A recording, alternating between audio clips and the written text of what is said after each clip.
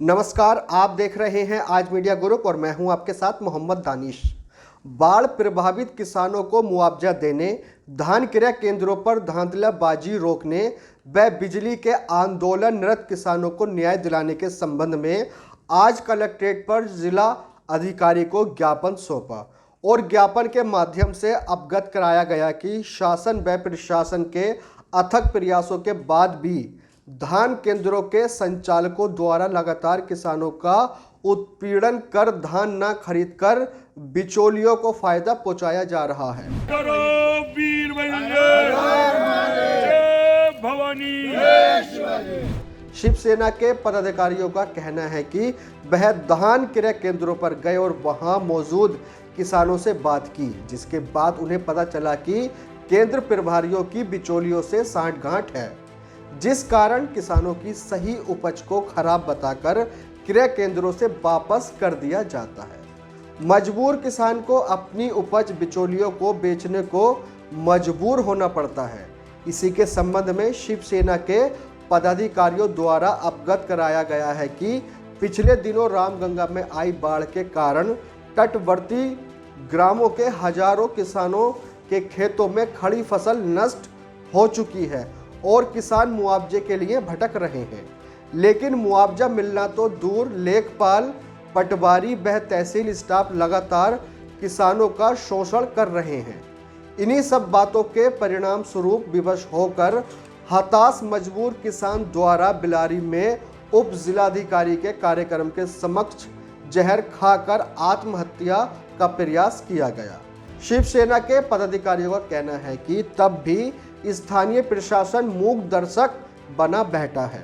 शिवसेना ने आग्रह करते हुए कहा है कि अधिकारियों व समाज सेवी संगठनों की समितियां गठित कर धान केंद्रों की समुचित निगरानी व्यवस्था सुनिश्चित की जाए।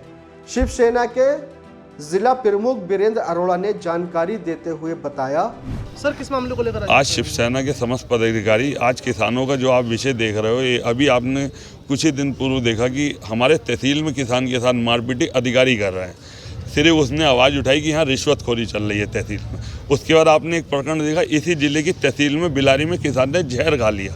तीसरा आप देख रहे हो कि लगातार प्रिंट मीडिया के माध्यम से और इलेक्ट्रॉनिक मीडिया के माध्यम से एक बात सामने आ रही है कि जो बाढ़ पीड़ित क्षेत्र है, मूडा पांडे का क्षेत्र, रामगंगा का क्षेत्र, जिनमें बाढ़ें आई, उनमें जो तहसील स्तर में पटवारी हैं, लेखपाल हैं, अपने तहसीलदार स्तर के लेवल से लगातार मुआवजा बनाने के लिए उन जिन किसानों की फसलें बर्बाद हो गई, जो किसान बर्बाद हो गया, जिनके पास आज कर्ज उतारने के लिए नहीं है, उन सब किसानों से पैसे मांगे जा रहे हैं कि अगर आपके बाढ़ पीड़ितों के मुआवजे बनेंगे तो इसमें पैसे देने पड़ेंगे, तभी हम।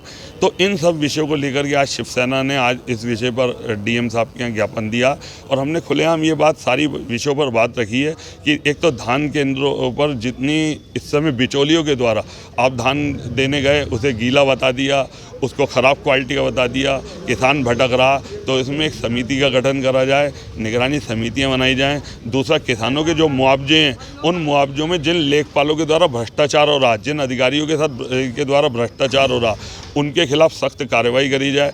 एसडीएम महोदय के यहाँ जिस किसान ने जहर खाया उस विषय पर भी अविलंब कार्रवाई हो।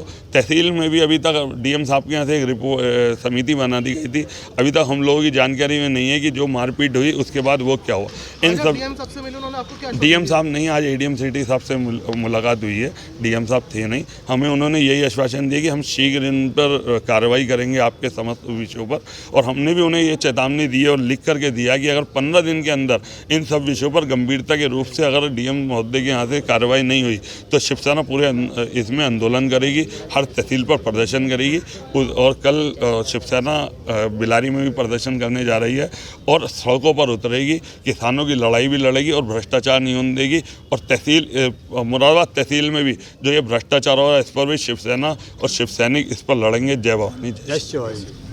फिलहाल इस खबर में बस इतना ही। शहर और राज्य की और छोटी और बड़ी खबर देखने के लिए जुड़े रहिए आज मीडिया ग्रुप के साथ। धन्यवाद।